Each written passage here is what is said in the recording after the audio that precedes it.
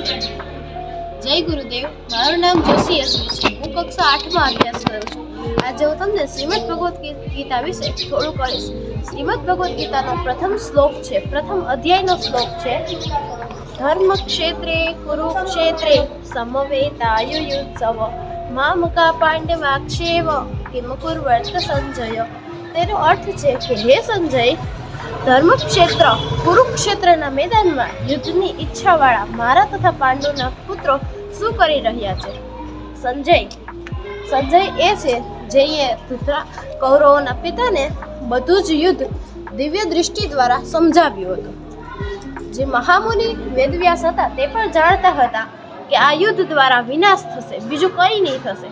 એટલે તેને કૌરવોના પિતાને મળી અને કહ્યું કે આ યુદ્ધ રોકાવો, આ યુદ્ધ વિનાશ કરે છે, આવનારી બધી પેઢી આ યુદ્ધનું પરિણામ ભોગવશે. પણ તે પુત્ર મોહમાં આવી ગયા હતા અને તેણે કહ્યું કે આ યુદ્ધ તો થઈને જ રહેશે, કારણ કે મારા પુત્રને ગાદી જોઈએ છે અને હું એટલો અન્યાય ન કરી શકું કે પાંડુને મૂકી અને હું મારા બધા જ પુત્રોને ગાદી આપી દઉં. એટલા માટે આ યુદ્ધ કરવું પડશે. એટલે વેદવ્યાસ ઈચ્છતા હતા કે ધૃતરાષ્ટ્રને ખબર પડે કે આ યુદ્ધ દ્વારા કેવો વિનાશ થશે તથા આવનારા બધા જ પિતાઓને ખબર પડે કે આવા યુદ્ધ કરાવવાથી શું થાય છે. એટલે તેને સંજયને દિવ્ય દૃષ્ટિ આપી, જેનાથી તે હસ્તિનાપુરમાં જ રહી અને દિવ્ય દૃષ્ટિ દ્વારા કુરુક્ષેત્રનું યુદ્ધ જોઈ શકતા હતા.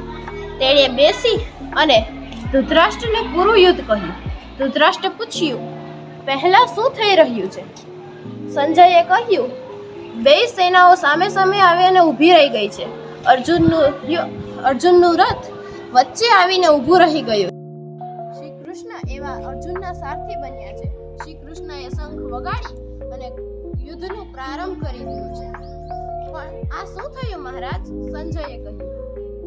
ધૃતરાષ્ટ્રે કહ્યું, શું થયું સંજય? એણે કહ્યું, અર્જુન પડી બેસા છે.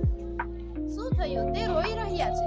તેણે કહ્યું, મારા ભાઈઓ, મારા ગુરુ તથા મારા પિતા જેવા ભીષ્મ પિતાને હું કેવી રીતે મારી શકું એક રાજ્ય માટે?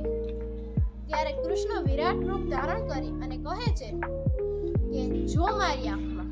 ત્યારે અર્જુનને લાગ્યું કે માણે તેની આંખમાં સૂરજ ચંદ્ર સમાઈ ગયા છે, તેના શરીરમાં પૃથ્વી પૂરી સમાઈ ગઈ છે. તેની આંખમાં સૂરજ અને ચંદ્ર જેવા ચમકતા હતા. તેણે સંજયને કહ્યું, જો આ કૌરવોને પોતાના ભાઈઓ તરીકે નહીં પણ ભારત તથા આવનારી બધી પેઢીનો વિનાશ કરી રહ્યા છે, એવી રીતે તેને મારીને બતાવો. સંજયે કહ્યું, હવે હું તૈયાર છું, હવે હું યુદ્ધ લડીશ. આવી રીતે યુદ્ધ થયું હતું અને ભગવદ્ ગીતામાં તેનું પૂરું વર્ણન થયું છે. અર્જુને જેટલા પ્રશ્ન પૂછ્યા હતા શ્રી કૃષ્ણને તેને ભગવદ્ ગીતામાં સમજાવ્યા છે. અર્જુનના મુખમાંથી સરી રહ્યા પ્રશ્ન અને શ્રી કૃષ્ણના જવાબો ભગવદ્ ગીતામાં વર્ણવેલા છે. તે 700 શ્લોક તથા 18 અધ્યાયમાં આપેલા છે.